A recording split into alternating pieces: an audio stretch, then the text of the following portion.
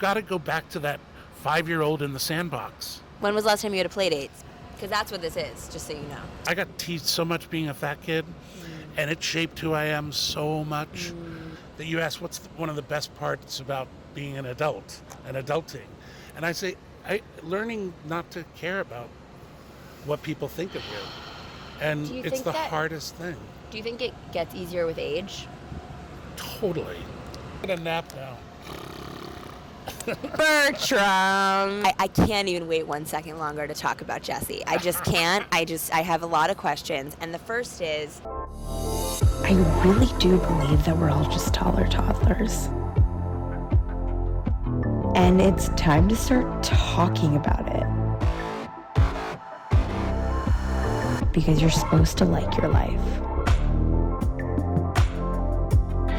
okay, Todd Squad, this feels surreal to say, but whoa, you're taking a sip. Let's take a sip. Cheers to Bertram from Jessie, a.k.a. Kevin Chamberlain. Chamberlain. Lynn. Yeah, it's a weird spelling. We lost the A. I think it's a French derivation. Chamberlain. I love it. I'm just feeling this. It feels like it's going to be a really epic playdate. Because today I am having a playdate, you guys, with Bertram from Jessie. Can you even believe it? You just asked me before we started rolling how old I was when I watched Jessie, and you said the peak years were 2011 to 2016. Yep. So I was ages 11 to 16. Hey, Jessie! Every day, every weekend, every Saturday morning, there's... It felt like a party every day. Did it feel like that for you on set? Most of the time, yeah. It was the easiest job in the world. Sitcom is, as you know, I'm a theater actor, a Broadway actor, and so it's the perfect marriage of theater and TV because you have an audience and you get to rehearse. You know, Wait. You had an audience? Yeah. The laughs weren't added in? Sometimes they were, and sometimes they would sweeten it. But like if we had animals, we couldn't have an audience. Well, wasn't Mr. Kipling an animal? Right. When Mrs. So sorry, Mrs. Kipling. Story, I'll tell you. I need to know the story. But yeah, so we had zebras, we had ostriches, we had spiders, and so whenever there was an animal, you couldn't, because it would spook them. Right. And so we would shoot that without an audience. Or if there was a big gag, like a stunt that took a long time. But so probably 65% of the time we had an audience. Wow. And it was, we'd rehearse all week, and then 5 o'clock the audience would come in on a Friday, and we would shoot till like 10 o'clock at night. So basically Jessie was just SNL. But better. It was kids SNL. Yeah. I don't know how I didn't realize this. I always like to say the rules of our playdate, which is, you don't need to use your inside voice because we're outside. But, I don't have to tell you to be respectful because I feel like Bertram is just this ball of comfort, and we'll get into that. But, please eat the snacks. Today we have some nice... Have you ever had Poppy? I have. I love Poppy. It's very good. It might be a little warm. It's probiotic. Yeah. What even is a probiotic? Do you know? Because I don't. Good for your tummy.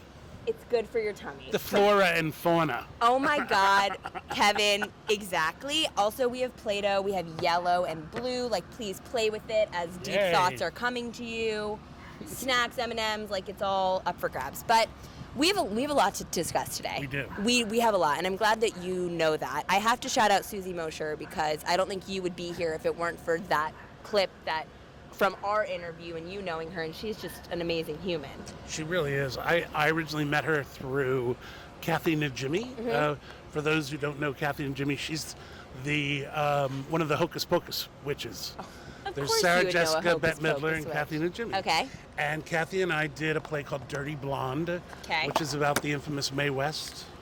Yes. And we did that regionally, and after I'd done it on Broadway, and Kathy and Susie grew up together.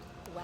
So Susie came over to our house a lot, and we would hang out. And then she moved to the city right when I would move to the city, and or moved back to the city, and we just hit it off. And she does her open mic nights that are just brilliant. They are brilliant. I know her Yeah. because my sister's a big singer and Oh, aspiring to be on Broadway, and they've connected and done a bunch of shows together. So Susie's one of those people I just saw across the room, and I was like, I want to be around her. I want to learn from her. I want to know more about this person. And I kind of feel the same about you. I really want to get a better understanding, a full picture of baby Kevin. Where are you from? What is your sibling order? What did you like to do after school? What were your hobbies? Were you loud? Were you quiet? Were you shy? Were you extroverted? Like, give it to me. Bring me in. What's interesting, you say baby Kevin. I was the youngest of 3 boys. My mom had my brothers in 1959 and 1960, and then I came along in 63 in a very tumultuous week in history. I was born the day JFK was buried, and 3 days after he was shot. And that was also little JFK Jr.'s birthday. That was his 3rd birthday when he saluted his father's coffin as it went through the streets. And so my mom, and I was 8 months, I was a month early. Oh, you were ready to come out. My mom says that sort of the trauma of the week sort of induced early labor. Well, the nation was probably, I can only imagine, it was a very unsettling time. Very unsettling, yeah. Like the president being assassinated, so. Yeah. But you came in the world and I was probably... born in the elevator of the hospital. That's why I have my ups and downs. Excuse me? You were not born in an elevator. I was. There's just absolutely no way. I came out really quick. So your mother just sat down and birthed you in the floor of the elevator? Well, I think she was in a wheelchair. But she was in a wheelchair going up to the, I don't know obstetrics. what's scarier. Like, I mean, that's an amazing story, but I'm terrified of elevators. I couldn't get in one from the 6th grade to the 9th grade. Why do elevators even exist? Like, I don't want to take the stairs. I find them incredibly claustrophobic. I find them uncomfortable. I find that other strangers don't want to be in the elevator with you. It's an awkward thing, and the music's bad. The music is bad, but sometimes it's better to have music than to have no music. That is true. I live in an elevator building, and the only bad thing is when the elevator goes out, you really appreciate the elevator. So have you ever been stuck in an elevator? I've had to, I've been stuck, yes, but also I've gotten home from a long day of work, and none of the elevators are working, and I had to take the stairs. Oh, Kevin. And I would just sleep at a friend's. I mean, that's like so ridiculous. Like, I'm not taking the stairs. Like, it's 2025. Even though I just said I don't want there to be an elevator. My dog was like at the 6th floor. She just looked at me and went, No, she knew. I had to carry her the rest of the way. Totally. Okay, but so I was the youngest. You're born in the elevator, yeah, and you're the youngest of two other boys, three boys. And that was in Baltimore, Maryland. Okay. And we lived there till I was 7. So apparently I didn't speak until I was 5 years old. That shocks me. Yeah. Have you done any understanding or learning or therapy to understand maybe why that was, or from what your parents have told you? I was a watcher. I was a watcher and a listener. And my parents tell the story of I went on a field trip with my kindergarten to a dairy farm. And I came home and did a half-hour monologue on how milk gets from the cow to the table. Because you were watching it and so fascinated by it. Yeah, and spoke completely coherently, and they just were amazed. That was the first thing you ever said? Other than like yes, no, and You were born in an elevator, and you never spoke until you were 5, and you just came home from a field trip and said, "This is how the milk is made." Mm-hmm. Who is this marvelous human I'm sitting next to? I mean, this is amazing. When I draw the parallels to being an actor, I'm an observer.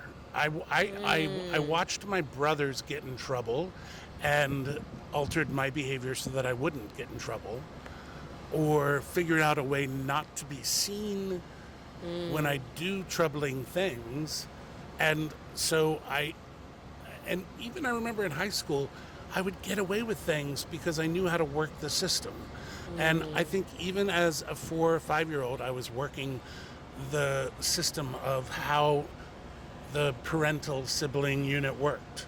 Wow. So that's my theory. I am an aspiring actor in training to a certain degree. And I think we think of actors and aspiring actors as just like or people that aren't in the industry, like they want to be in the spotlight or they want to perform. But I love this reframe, and it sounds like what your experience is the actor as the observer and really picking up on all like the isms of structures and life. And I feel like for me, a way that comes out sometimes is like I'll be sitting at a lunch and I'll hear someone say a great one-liner, and I'm like, that's going in the screenplay, you know? Because I think it's like noticing these real life things and then acting them or writing them or emulating them. When did you catch the acting bug? That reminds me of a famous thing Sondheim once said, talent borrows, genius steals.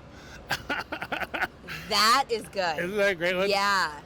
So when did I first get the acting bug?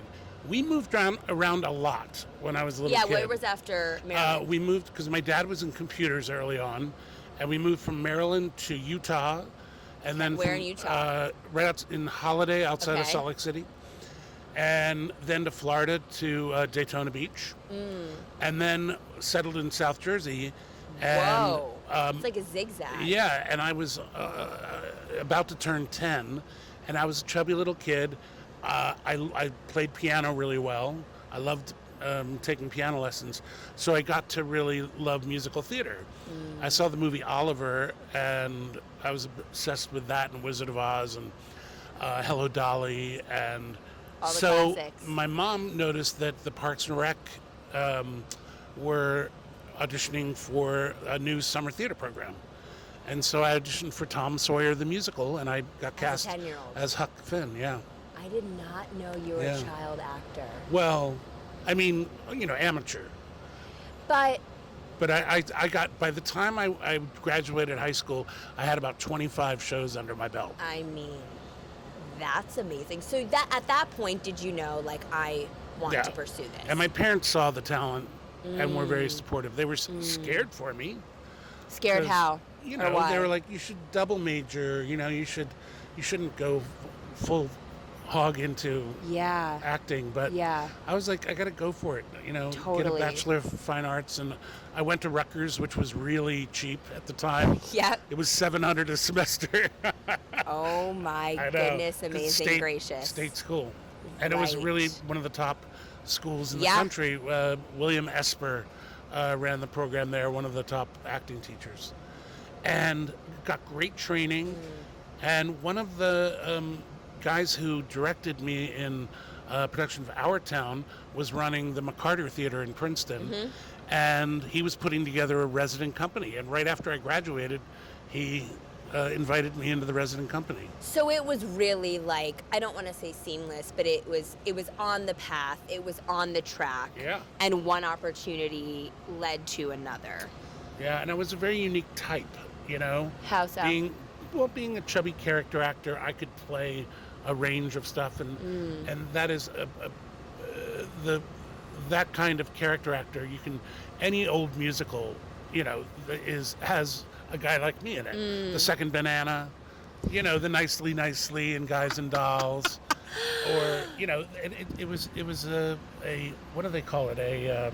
Not an icon, but I don't know. I'll think of the word. Do you later. feel like you get typecast, or did? I kind of tried to work against it. I always told my agents, if you see the word chubby or fat, don't send me up, because there are guys that do that better than me. And so probably 80 to 85% of the roles that I've booked have not been weight specific. Yeah, which I think is a good thing, because I Yeah. think like you are you, and you have the talent and character and charisma that you bring to any role, and like that shouldn't be leading with your body, I mean, I think you come off to me in the little time I spent with you in person as someone who's just very comfortable in their skin.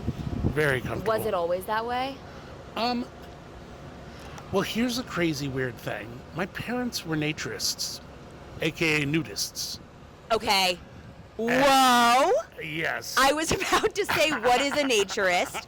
Okay, wait. I need like a play-by-play. And so we. So you come home from school in the 3rd grade and they're naked? No, on vacations we would go to nude beaches, and Just as the family, just like running around, very And then comfortable. later on, when we left the house, they would go to naturist resorts, and like there are a couple like trailer park vacation places in Florida. Okay. Cypress Grove, I think, is one of them. Okay. And a place in St. Martin that my husband and I used to go to almost every year called Club Orient. So you stayed with the naturist So yeah, I was lifestyle. comfortable in my body. I mean, I did not. I think that was the love best that. training. I didn't really, but auditioning is all about getting rid of your self-consciousness and not caring what people think. And that's actually, I've heard in your other episodes of this show that you ask what's one of the best parts about being an adult and adulting. And I say, learning not to care about what people think of you. And it's the hardest thing. Do you think it gets easier with age? Totally. That's why I think aging is such a privilege, and like we need to be like, wow, getting older is so awesome, because even though there's going to be a little more sag or cellulite or wrinkles, that's okay. I'm going to know more of who I am. Yep.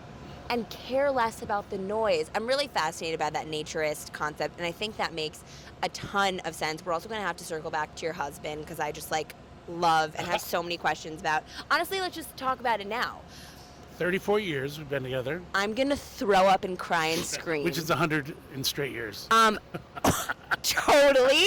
So that's gonna be the tease clip, because that's insane. When did you know you were gay? And how? And did you accept it from the get-go? I don't know if it was a different time, because we were watching, like, they'd show the gay pride parade on TV. Right. And my dad would go, look at all those. Yep. Sophie probably would have been F-word. anchoring it.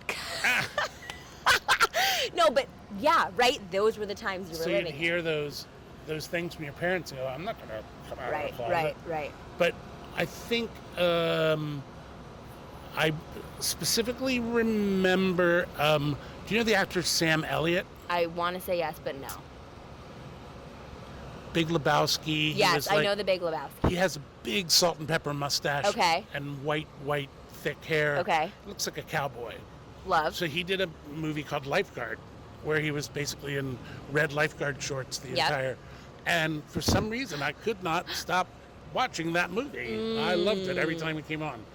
Tom Selleck, So these were like the childhood gay crushes. awakenings, crushes. Yeah. But it was, for me, when I was kind of starting to figure it out, I would always say about like a woman, like I would be like, she's just so cool. Like I wouldn't know what else to say. Like that would just be the way. So, but you knew there was like little bits of The Ring of Keys.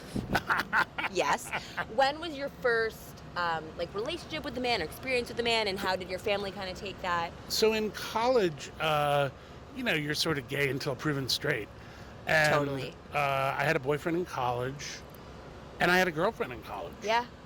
And, theater was so liquid and... Right. But when I graduated, I had a little fear of the gay thing in career-wise. It was still that time. It was in the 80s, and AIDS was hitting, and so it kind of forced you back in the closet a bit. Right. And I didn't want it to affect my getting cast in things. So I didn't really get into another relationship, the relationship with Michael, until 91. Wow. How'd you meet? We met in a B. Dalton bookstore in the theater arts section. Well, that's a rom-com I want to watch. I mean, that's amazing. He was an actor working, he was doing Titus Andronicus in a basement on Ludlow Street down in the Bowery. Yep. Bloody. Yep. With a group called Target Margin that's still around. And then he worked with Elevator Repair Service, which they did that Katz, the 8-hour Great Gatsby, where they read, it was at the Public. Oh, I need to go to the Public more. It's right by me. And so he was in the avant-garde world. Cool. And then he met an actor named Richard Register, and they started being stand-up.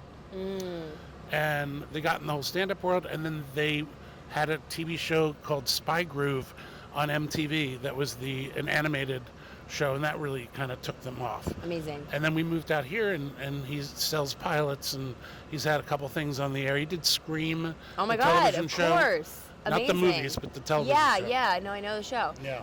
So I guess you do think that actors can be with actors. Well, there's a reason why he's a writer. I pushed. You said There's a move room- over, Michael. Two. There are not. We I don't would do love Graham. to see him again on stage. I think he's gonna do it. I feel it. I'm gonna go call He him did after. Scream the musical at Rockwell out here. Well, that's incredible. And performed it and wrote it and directed it.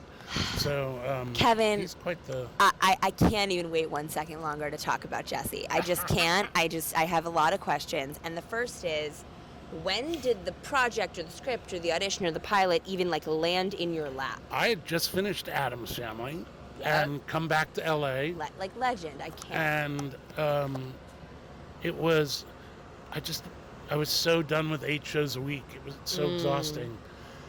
And I asked, I said, yeah, just send me up for anything. And they said, well, there's this Disney Channel show that's casting. I'm like, fine, it's a job. Yep. And the minute I finished my audition for the woman who created it, Pamela Eels, she was like, you remind me of my brother. You're so perfect for this role. And I kind of knew, I kind of knew then and there that It was happening, and it was happen. right. And when they called us back, there was only a couple people, and then when I screen tested, it was just me. I didn't have any other Yep. competition. Yep. So I knew I had the job. I mean, the character of Bertram, he's so cuddly. You want to love him. You do love him. I love him. But he also doesn't want to do his job. No, and that's the thing that every kid at the heart is lazy. Totally. And they want a butler, but wow, a lazy butler. It's such a... So Because all the TV butlers had been very uptight Right. and I bossy. picture the butler from, is there a butler in Annie? Yeah, or Mr. Belvedere. Yes. Or the nanny, Yep. Daniel Davis. Yep. Who is Bertram's favorite Ross kid? Because I think I know who it is. Cameron. Luke, Really? yeah. Ugh. We had the most fun shooting our episodes. We did an episode where we're both trying to kill a spider. And take a look back at that I'm episode. going to find it. Tell me the season. It's so funny. We're in the kitchen trying to kill the spider, and I had to fall off the kitchen counter. And they had this crash pad, and I almost got a brain concussion. But we were having so much fun and laughing so hard because we just worked off each other well. He was just such a great actor. Well, energy with acting is everything, but also, I just think it's about making your work and your life and your job fun. Totally. Finding more places to make it fun, whether you're an actor or not. Make it fun. Be silly. Be kooky. Well, that's the secret is you got to go back to that 5-year-old in the sandbox and playing with that tank or that doll. And that is a real tank, a real doll for a 5-year-old. Totally. That is why the best definition of acting is being truthful under imaginary circumstances. When people go into their own past and dredge up oh, I got to cry on stage because I got to remember my grandmother passing away. Play that. No, that'll send you right into therapy. Right. Which go to I love Meredith as my therapist, but I love, Totally. therapy is wonderful. But that's not what acting But 8 is. shows a week doing that. You can't. Oh, I can't even imagine. I guess you're coming from, theater and Broadway, and so you do have that family type feel with the cast. But you said 2011 to 2016. I mean, this must have been was it like family? Because you were a little bit older than most of the recurring cast. Yeah, because Sky was 8. Is that Zuri? Cameron and Karin were 10, and Peyton was 11. I mean, they were so young. How old yeah, was Debbie and or Ryan at the time? 18.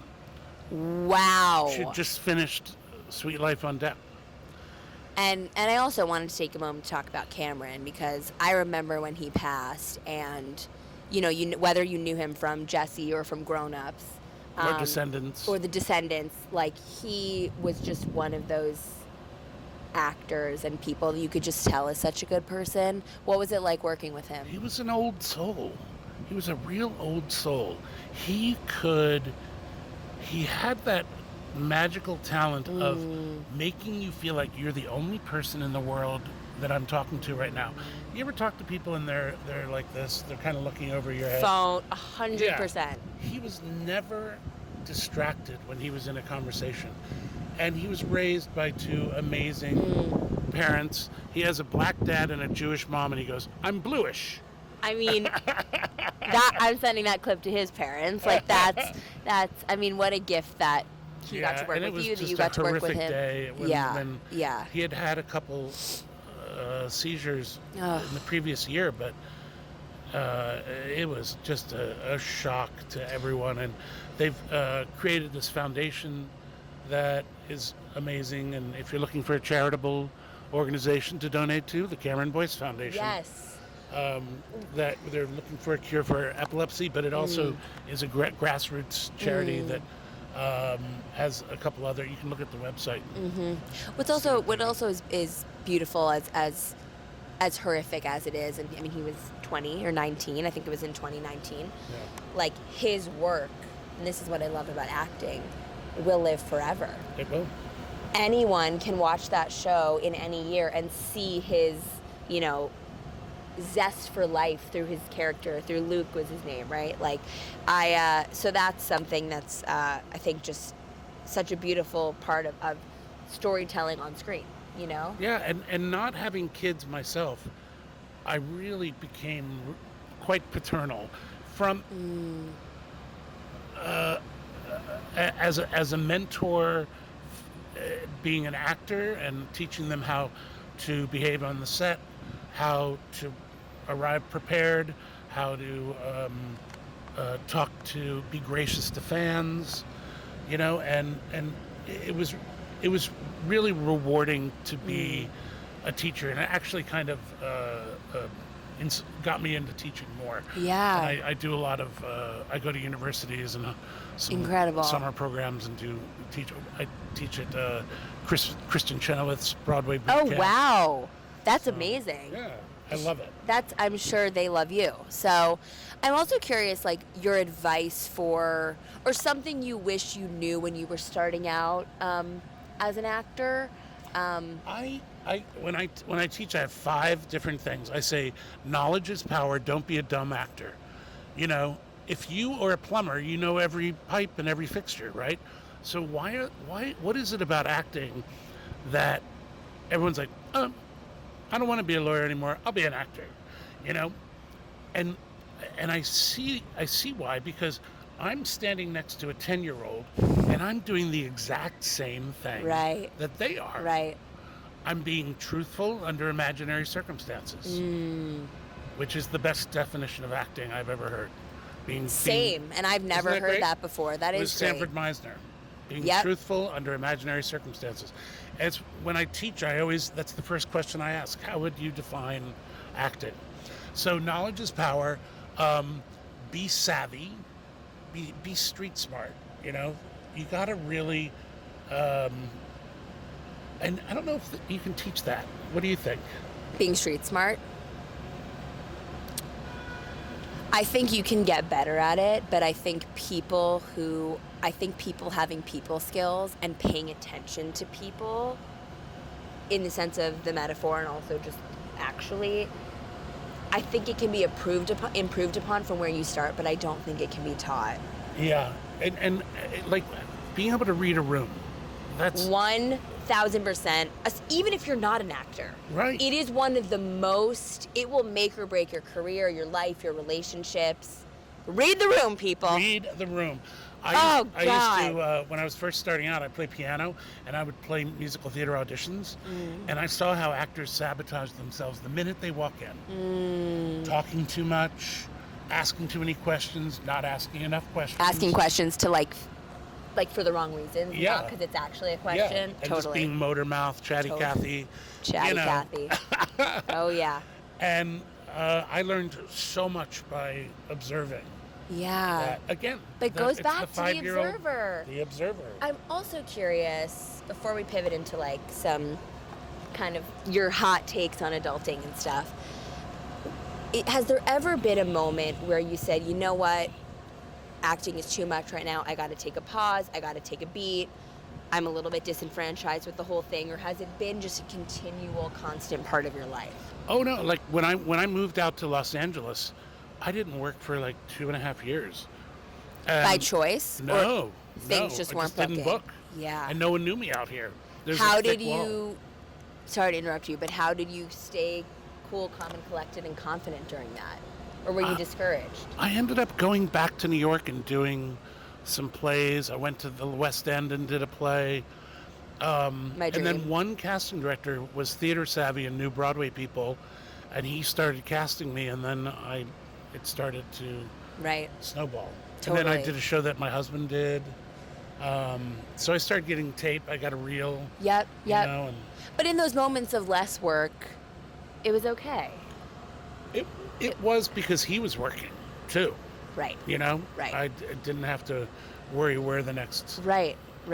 Food Dollar. and rent, totally. And we've both been in that position. He's had dry times during strikes and stuff where we both. Yeah. I'm so now we kind of always transition to like you've seen some of the clips, but some of just Yes. your hot takes on adulting. And the first question that actually comes to mind is, I don't always ask this, but I like this concept of what we're teething on, what you're working on, what you're going through. And so the question is, what is something that you in your life are teething on right now that the outside observer might not be able to see just from meeting you in passing? Well, this happened during COVID. I've always wanted to do a one-man show. And yes, you should, and I will be there. And I just did it in New York, actually. That was when you were we didn't know Yes, each other yet. yes. Okay, so how did it go? Great, sold out. That's Packed. amazing. Where was So, it again? At the Laurie Beachman. That's incredible. And Susie was there. Of course she was. And she's actually helped me a lot with it. Amazing. And so I'm developing that and another thing with two other Broadway friends that'll be like the funny men of Broadway. Yep. That we can do I call it the Christian Chenoweth Audra circuit. Love. With symphonies. Love. You know? Can't wait to see it on as a Netflix And I think special. that's never been done. I don't think it has. To have three funny character actors doing musical comedy songs love it. from the 50s. And So you're now. continuing to work on that. Continue to work on that. I have my social media thing is really, You have a whole bit going on. 11 million followers on TikTok. I am gonna vomit, and this better be a collab post because, wow. Why do you think? Why do you think people? Well, so many people follow you. One of my closest friends, a guy named Sam Kite, he's in digital advertising. And during COVID, he was like, you have the time now, be creative, make some videos. Yeah. And do you remember the Ratatouille TikTok musical? That Yes. all these people during COVID were writing songs for a hypothetical musical of Ratatouille. And I wrote one, and within a day, it had over 2 million hits. That's insane. And then producers started calling and saying, we want to make this into the first crowdsourced musical. I mean, And within a week, my song had been orchestrated. It was called Anyone Can Cook. And they hired didn't the even know director this. from Six, Lucy Moss. we're one of a kind, no Yes. category. They Okay, had please go ahead. the orchestra was all female, like 18 to Wow. 22 years old. Wow. They recorded it so fast, and we were on December 23rd, in the middle of deep in COVID. We were recording in my friend's kitchen. Sam was filming it, and on January 1st of 2021, it premiered, and it was $5 a view, and we raised $2 million for the Actors Fund. Oh my God. And it was Titus Burgess, Adam Lambert, amazing cast. It was incredible. Kevin. Andrew Barth Feldman. Oh my God. My sister is going to pass away when she hears this. Like this, It's that's on amazing. YouTube. It's the power of social media. Oh my God. And Not- wouldn't have happened if COVID hadn't happened, So are you an everything happens for a reason person? Without a doubt, right? Yes. Yeah. And it was funny. I was at an event and someone was really upset that someone didn't show up. Okay. And I said, whoever is present was meant to be there. And you always have to look at the and on the opposite side of that, I call it the law of 2 feet. Is that if you are not feeling like you are participating, if you're toxic to a situation, use your 2 feet and walk away. And sometimes I have found myself where I'm like, I am not participating in this. I am not giving all I can give. Totally. And I think it's time to... Well, sometimes we just, as grown-ups, we blame things on other people, and it's like, you need to take yourself out of it. You need to put yourself in a timeout. You need to go on a play date with someone else if it's not making you feel good. When was the last time you had Playdate? I love how you brought it back. When was the last time you had a play date, speaking of that? Because that's what this is, just so you know. In Palm Springs, I hung out with my friend Matthew. Hi, Matthew. He flew in from New York, and that's he was incredible. He was really. We had a great time. We I rented love that. a house. I love that. What a play date. Let me turn this off. Oh yeah. No, you're good. Bertram, what is a word that you still cannot spell without autocorrect? Well, I lost a spelling bee. I think that builds character. To the word? Separate. How'd you do it? I always say SEPE, and it's SEPA. Ooh. The IOU words, like when I was trying to spell insouciant. I don't even know like half of what that means. Insouciant? Insouciant. Insouciant. I love the word jejune. That's my new thing. Nope, never heard it. What does it mean? Jejeune. Jejune. Jejune. It means naive, childishly naive. I'm very jejune. Yeah. We're being childish. We're being so childish. But yeah, I was laughing at one of your other episodes where someone was like diarrhea, and I was like, I have a hard one with that too. Okay, she said it so fast. I was like, "What's the word you can't spell?" She was like, "Oh, diarrhea." I was like, so true, and like love that you had it lined up. Here's a good one. Spell rhythm. Are you asking me to spell rhythm? Okay, fine. It's either RYH or RHY. I'm gonna say RHY. Am I getting it? RHYT THM. Got it. Oh my God, that's amazing. That is one of the most misspelled words in the English Rhythm. language. Well, you know why I got it right, Bertram? You got rhythm. I got rhythm, baby. You got music. I got music. I got my girl. Who could ask for anything more? Okay, guys, this is like so much fun. What is a part of adulting that we actually just have to normalize in 2025? Part of adulting that we have to normalize. Like an experience that is a universal experience of being a grown-up that we don't normalize, but we should.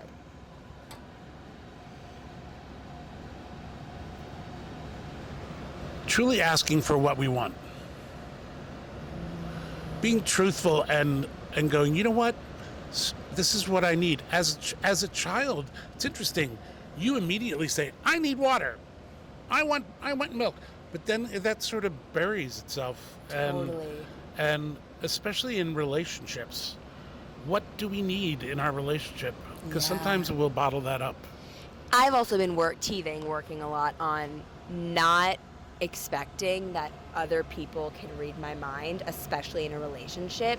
You have to tell them what you want, what you like, what you don't like, what you want more of. It is not on them to know that. No. It's on you to communicate them. I need water. I need a snack. I need a nap. Are you a napper? Stop chewing on my ear. Stop. I don't like it. I like an ear nibble. I like a little ear kiss. Open your mouth a little wider when you kiss. I know Bertram's a napper in that movie room. Big napper. Is Kevin a napper? Well, I guess it depends on if I could get a good night's sleep. Or what's your bedtime? Do you have a bedtime? It's getting earlier the older I get. And me as well. 9:30, 10. That seems appropriate. Yeah. What time do you wake up? 6. 6. I have a very sunny building. So. I feel like you look out at the Hollywood sign and you're like, "Good morning, Los Angeles." It depends. If it's cloudy, I go back to bed. Totally. Did you ever have hand-me-down clothing from your brothers? No, because I was the youngest and I was chubby. Oh, So they weren't? No, none of it fit me. I always had to go to the portly section at well, you know what? at You rocked it. Sears. You probably should have gone to Sears naked. Your parents would have liked that. They would have loved it. The naturist. I can't. That was like the highlight of this whole conversation. Isn't that great? It's amazing. They were amazing people. If you could give your younger self, who was just starting out with acting, some advice, what would it be? Don't give power to other people.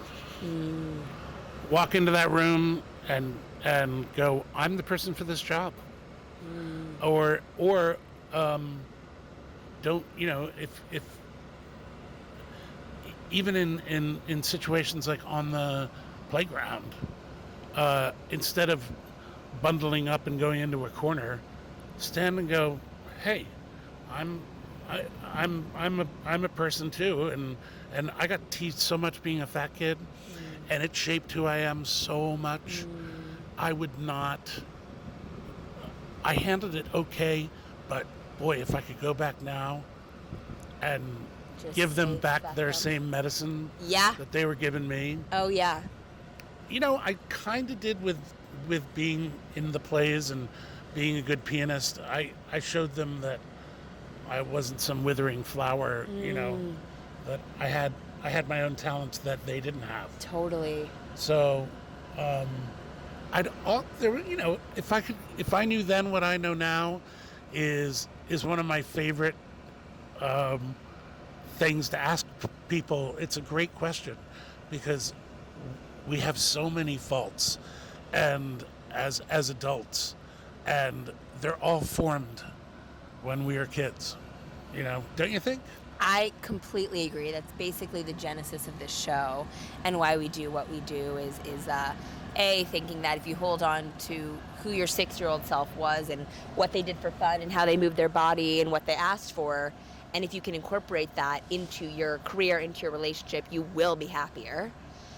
And I also think it's this reality of if we take off the pressure that we're wearing our big girl or big boy pants and we're grown-ups and we have it all figured out, no, we don't. Everyone's making this shit up as they go, and they're doing the best they can. Just knowing that and reminding myself and people of that can hopefully just make this whole experience of adulting more fun. That's the point. My last question I have for you on this lovely Thursday afternoon is, if that same younger self could see where you are now, what would he say? Oh my God, bravo! You did it. You got to live the dream. The first 2 Broadway shows I saw were Peter Pan with Sandy Duncan and Sweeney Todd. Mr. Todd. And I got to do a Broadway show in each of those theaters, and I got to look at the seat I sat in, and I was sitting in those seats going, how am I going to be on Broadway? How can I remember having a pounding headache after both of those shows that day, going, God, will I ever make it here? Will I ever be up on that stage?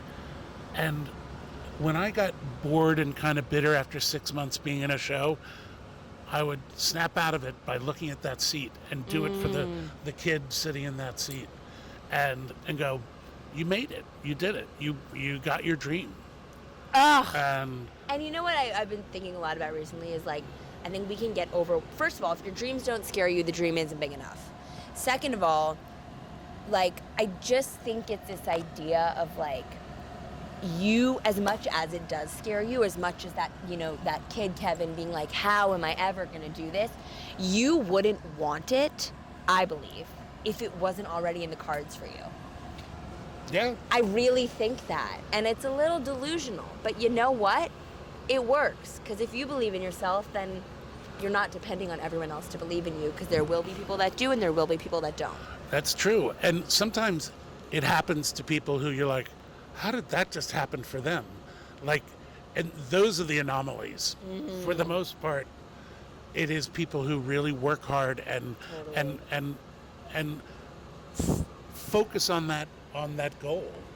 And if you have the talent, and I've never really been told you shouldn't Do it. do this, that you don't have talent. I've never, and that I had so much support especially from my parents. And Thank you, Mom and Dad. they believed in me. Yeah. And so I believed in myself. It's so cliche, but No, it's it so worked. true. It worked. It works. It's working. The first time that you got to work with your husband, Michael, I want to hear a little bit about what that experience was like, but also, like, was there, like, this childlike giddiness or excitement of, like, we get to do this thing together and the novelty of working with a partner? Yeah, well, it sort of harkened back to Mickey and Judy, you know, in the we got a barn, now we get to do it, you know, creating something that we've all dreamed about for so many years, to actually have your own series, and then to be able to cast your partner in it it's such a luxury. But I think what we felt like we were kids in the backyard doing the thing. doing the little puppet show. Doing the puppet show at the dinner party on the weekend. With And the now parents. he co-wrote and directed my one-man show. So we're good collaborators that way. I believe it. What is one toddler truth you still believe in? Clean up your mess. Totally. Any mess you make, you got to clean it up. Would Bertram? I want Bertram to clean it up for me. After much prodding. Bertram, you are a gift. You are So are really you. an amazing person. This is, I kind of have to say, my favorite play date I've had so far. Oh. You are just a ball of love and fun. Please tell the Todd Squad where they can follow you, even though they already do. Probably. Yeah, just type in my name, Kevin Chamberlain. Kevin I Chamberlain. got the blue check He got the blue check. on I Instagram and TikTok. I love it. Kevin, cheers. You are a legend. Thank you so much. And This was a blast. Todd Squad, we had a blast. I hope you did too. I hope you go to work today feeling a lot better about where you're at and where you're going. And Be savvy. be